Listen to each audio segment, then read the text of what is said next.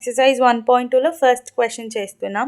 First question ఏంటంటే each of the following numbers, ఈ కింద ఇచ్చిన నెంబర్స్ అన్నిటినీ ప్రోడక్ట్ ఆఫ్ ప్రైమ్ ఫ్యాక్టర్స్లో చెప్పాలి. నేను ముందే ప్రైమ్ ఫ్యాక్టర్స్ అంటే ఏంటో ఎక్స్ప్లెయిన్ చేయడం జరిగింది, ఒకసారి వెళ్ళి చెక్ చేయండి. నేను ఇక్కడ మీకు షార్ట్గా చెప్తాను.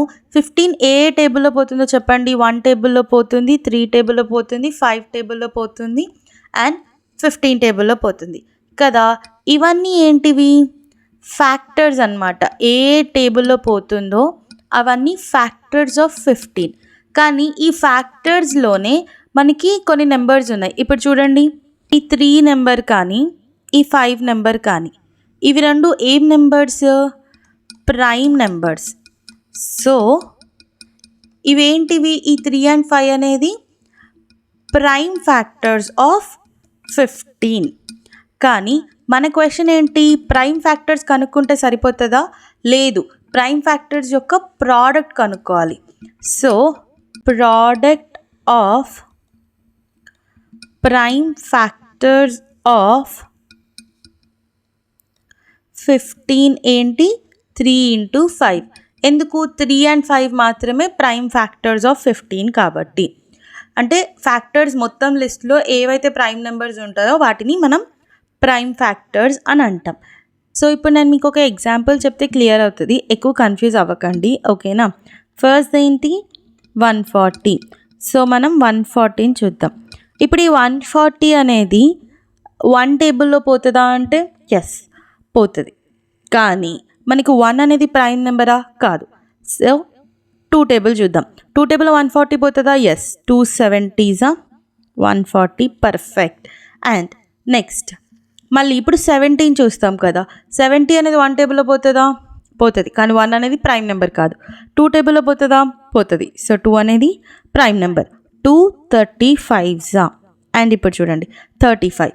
1 టేబుల్లో 35 పోతుందా? పోతుంది. కానీ 1 అనేది ప్రైమ్ కాదు. మనకు కావాల్సినవి అన్ని ప్రైమ్ ఫ్యాక్టర్సే కదా. సో ఓన్లీ ప్రైమ్ నెంబర్స్ తీసుకుంటాం మనం. అలాగే ఇప్పుడు 2 టేబుల్లో 35 పోతుందా? పోదు. 3 టేబుల్లో 35 పోతుందా? పోదు. 4 టేబుల్లో 35 పోతుందా? పోదు. కానీ పోయినా కూడా మనం తీసుకోవద్దు, ఎందుకు? 4 అనేది ప్రైమ్ నెంబర్ కాదు కాబట్టి. అండ్ 5 టేబుల్లో 35 పోతుందా? ఎస్ పోతుంది. అండ్ 5 అనేది ప్రైమ్ నెంబర్, సో 5ని మనం కన్సిడర్ చేయొచ్చు. 5 7s 35. అండ్ ఇప్పుడు 7 ఏ టేబుల్లో పోతుంది? 7 అనేది ప్రైమ్ నెంబర్, సో ఐదర్ 1 టేబుల్లో పోతుంది లేదా 7 టేబుల్లో పోతుంది. కానీ 1 టేబుల్ మనం తీసుకోకూడదు, ఓన్లీ ప్రైమ్ నెంబర్సే తీసుకోవాలి కాబట్టి 7 టేబుల్ తీసుకుంటాం. 7 1s. ఇప్పుడు మనం 140ని ఇలా రాయొచ్చు కదా, 2 into 2 into 5 into 7. గమనిస్తే ఇవన్నీ ప్రైమ్ నెంబర్సే. 2 అనేది కానీ 5 అనేది కానీ 7 అనేది కానీ. అండ్ ఇవన్నీ ప్రోడక్ట్లోనే ఉన్నాయి కదా. ప్రోడక్ట్ అంటే మల్టిప్లికేషన్. సో 140ని ప్రోడక్ట్ ఆఫ్ ప్రైమ్ నెంబర్స్ లాగా ఎక్స్ప్లెయిన్ చేసాం కదా. సో ఇదే మనం చేయాల్సిందనమాట. నేను మీకు ఇలా ఎందుకు చెప్పానంటే 15 అనేది చిన్న నెంబర్ కాబట్టి ఫ్యాక్టర్స్ అన్నీ లిస్ట్ అవుట్ చేసుకొని ఇందులో ప్రైమ్ ఫ్యాక్టర్స్ని సపరేట్ చేయగలం. కానీ 140 అనేది పెద్ద నెంబర్, దానికి చాలా ఫ్యాక్టర్స్ ఉంటాయి, అలా చేయడం చాలా కష్టం. So this is how we do, ఓకేనా. ఇప్పుడు మనం నెక్స్ట్ క్వశ్చన్ చూద్దాం. ఇప్పుడు సెకండ్ బిట్ చూద్దాం. సెకండ్ బిట్ ఏంటి? 156, ఓకేనా. 156 అనేది ఏ టేబుల్లో పోతుంది? 2తోనే స్టార్ట్ చేస్తాం. 2తోనే ఎందుకు స్టార్ట్ చేస్తామంటే 2 is the smallest prime number, ఓకేనా. ఇప్పుడు 2 7s 14, 2 8s 16. ఇప్పుడు 78 ఉంది, మళ్ళీ 78 ఏ టేబుల్లో పోతుంది? 2 టేబుల్. 2 2 3s 6, 18 ఉంటుంది. 2 9s 18. ఇప్పుడు 39 ఉంది. 39 అనేది 2 టేబుల్లో పోతుందా? పోదు. So 3 table. 3 1s 3 3s. ఇప్పుడు 13 అనేది 13 ఇట్ సెల్ఫ్ ఒక ప్రైమ్ నెంబర్, సో డైరెక్ట్గా 13 1s. So 156 is equals to 2 into 2 into 3 into 13. మీరు గమనిస్తే ఈ 2 అయినా 3 అయినా 13 అయినా ఏంటివి? ప్రైమ్ ఫ్యాక్టర్స్ ఆఫ్ 156 అన్నమాట. సో ఇలా మనం 156ని కూడా ప్రోడక్ట్ ఆఫ్ ఇట్స్ ప్రైమ్ ఫ్యాక్టర్స్లో ఎక్స్ప్రెస్ చేసాం. ఇప్పుడు మనం నెక్స్ట్ వన్ చూద్దాం. ఇప్పుడు మనం థర్డ్ క్వశ్చన్ చూద్దాం. థర్డ్ బిట్ ఏంటి? 3825, ఓకేనా. ఇప్పుడు 3825 అనేది 2 టేబుల్లో పోతుందా? పోదు, ఎందుకంటే లాస్ట్ డిజిట్ ఏముంది 5 ఉంది. ఈవెన్ నెంబర్ ఉంటేనే 2 టేబుల్లో పోతుంది, తెలుసు కదా. సో ఇప్పుడు 3 టేబుల్లో పోతుందా చూద్దాం. ఎస్, 3 టేబుల్లో పోతుంది. నేను ఎలా చెప్తున్నాను, దీన్ని సమ్ చేసి, దీని సమ్ చూడండి. 3 + 8 + 2 + 5 ఎంత? 18 అవుతుంది. సో ఈ సమ్ 3 టేబుల్లో, 18 3 టేబుల్లో పోతుంది కాబట్టి ఈ పెద్ద నెంబర్ కూడా 3 టేబుల్లో పోతుంది. సో 3 టేబుల్లో ఎంతలో పోతుంది? 1 2 7 5. మళ్ళీ సేమ్ ఈ 1 2 7 5 12 75 ఏ టేబుల్లో పోతుంది? 2 టేబుల్లో పోతుందా? పోదు. 3 టేబుల్లో పోతుందా? ఒకసారి దీని సమ్ చూడండి. 5 7 12 13 14 15. ఎస్, 15 3 టేబుల్లో పోతుంది. అంటే 1275 కూడా 3 టేబుల్లో పోతుంది. ఓకేనా? ఎంత? 3 4 12, 3 2 6, ఇక్కడ 1 మిగులుతుంది. 5 క్యారీ తీసుకుంటే 3 5 15. ఇప్పుడు 425కి చూద్దాం. 425 2 టేబుల్లో పోతుందా? సేమ్, పోదు. మళ్ళీ నెక్స్ట్ 3 టేబుల్ చూద్దాం. 3 టేబుల్లో పోతుందా? 425. 4 + 2 6, 6 + 5 ఎంత? 11. సో 3 టేబుల్లో పోదు. 4 టేబుల్లో పోదు. సో ఇప్పుడు మనకి ఏం టేబుల్ తీసుకుంటాం? Next 5 table. 5 టేబుల్ ఏంటి? 85. ఓకేనా? 5 8 40, 5 5 25. మళ్ళీ ఇప్పుడు 85 వచ్చింది. 85 ఏ టేబుల్లో పోతుంది? సేమ్ 5 టేబుల్, ఎందుకంటే 8 + 5 ఎంత? 13. 13 అనేది 3 టేబుల్లో పోదు, 2 టేబుల్లో పోదు, 4 టేబుల్లో పోదు. So 5 table. 5 17 85. ఇప్పుడు 17 అదేంటి? 17 అనేది prime number. So prime number బేసిక్గా ఏ టేబుల్స్లో పోతుంది? ఒకటి 1 టేబుల్లో, ఇంకొకటి అదే టేబుల్లో. So 17 1s. సో ఇప్పుడు మనకు ఆన్సర్ ఏంటి? 3825 is equals to 3 × 3 × 5 × 5 × 17. అంతే కదా. సో ఈ నెంబర్ని మనం ఇప్పుడు, ఇవి 3 అనేది ప్రైమే, 5 అనేది ప్రైమే, 17 ప్రైమే. సో ప్రోడక్ట్ ఆఫ్ ప్రైమ్ నెంబర్స్లో రిప్రజెంట్ చేసాం కదా, ఎక్స్ప్రెస్ చేసాం కదా 3825ని.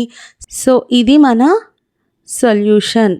ఎక్కడైనా డౌట్ ఉంటే కామెంట్ చేయండి, నేను ఖచ్చితంగా రిప్లై ఇస్తాను. ఓకేనా? ఇప్పుడు మనం 4th క్వశ్చన్ చూద్దాం. 4th క్వశ్చన్ ఏంటి? 5005. ఇప్పుడు ఈ 5005 అనేది 2 టేబుల్లో పోతుందా? పోదు. 3 టేబుల్లో పోతుందా? దీని డిజిట్ సమ్ ఎంత? 5 + 0 + 0 + 5 ఎంత? 10. ఇది 3 టేబుల్లో కూడా పోదు, ఎందుకంటే 10 అనేది 3 టేబుల్లో పోదు కదా. 4 టేబుల్లో కూడా పోదు. సో ఇప్పుడు ఏంటి? 5 టేబుల్. 5 టేబుల్లో పోతుంది కదా. 5 1s 0 0, మళ్ళీ 5 1s 5. ఇప్పుడు 1001. సో 1001 అనేది ఏ టేబుల్లో పోతుంది? 2 టేబుల్లో పోదు, 3 టేబుల్లో పోదు, 4 టేబుల్లో పోదు, 5 టేబుల్లో పోదు, 2 3లో పోదు కాబట్టి 6 టేబుల్లో కూడా పోదు. సో 7 టేబుల్ చూద్దాం. ఎస్, 7 టేబుల్లో పోతుంది. 143s. ఇప్పుడు 143 అనేది ఏ టేబుల్లో పోతుంది? చూడండి. 2 టేబుల్లో పోతుందా? పోదు. 3 టేబుల్లో పోతుందా? పోదు. 4 టేబుల్లో పోతుందా? పోదు. 5 టేబుల్లో పోదు, 6 టేబుల్లో పోదు. యాక్చువల్లీ కంపోజిట్ నెంబర్స్లో పోయినా, 4 టేబుల్లో పోయినా కూడా మనకు అనవసరం, ఎందుకంటే మనకు కావాల్సింది ఓన్లీ ప్రైమ్ ఫ్యాక్టర్సే కాబట్టి ప్రైమ్ నెంబర్స్లోనే ఈ నెంబర్ పోవాలి. ప్రైమ్ నెంబర్స్ ఏంటో మీకు ఆల్రెడీ తెలుసు కదా. 2 3 5 7 11. సో ఇవే నెంబర్స్లో చూడాలన్నమాట. 2 టేబుల్లో పోదు, 3 టేబుల్లో పోదు, 5 టేబుల్లో పోదు, 7 టేబుల్లో పోదు, 11 టేబుల్లో పోతుందా? ఎస్, 11 టేబుల్లో పోతుంది. ఎంత? 11 13s. ఇప్పుడు 13 అనేది ఆల్రెడీ ఒక ప్రైమ్ నెంబర్. సో సీదా 13 1s. ఇప్పుడు మనం 5005ని ఇలా రిప్రజెంట్ చేయొచ్చు కదా. 5 × 7 × 11 × 13. మీరు ఇక్కడ చూస్తే ఇవన్నీ ప్రైమ్ నెంబర్సే. సో మనం రిప్రజెంట్ చేసాం కదా ప్రైమ్ ఫ్యాక్టర్స్లోనే 5005ని. సో ఇది మన సొల్యూషన్. ఈ పెద్ద పెద్ద నెంబర్స్ని ప్రోడక్ట్ ఆఫ్ ప్రైమ్ ఫ్యాక్టర్స్లో ఎక్స్ప్రెస్ చేయడం. ఇంకా మనం 5th క్వశ్చన్ చూసేద్దామా? ఈ 5th క్వశ్చన్ కోసం ఈ 3rd క్వశ్చన్ని ఎరేస్ చేస్తున్నాను. ఐ హోప్ మీరు నోట్ చేసుకున్నారని. ఇప్పుడు 5th క్వశ్చన్ ఏంటి? 7429. సేమ్ ఇప్పుడు మనం 7429 చూద్దాం. చూడడానికి ఎంత పెద్ద నెంబర్ కదా. Will simplify. 7429 అనేది ఏ ప్రైమ్ నెంబర్లో పోతుంది?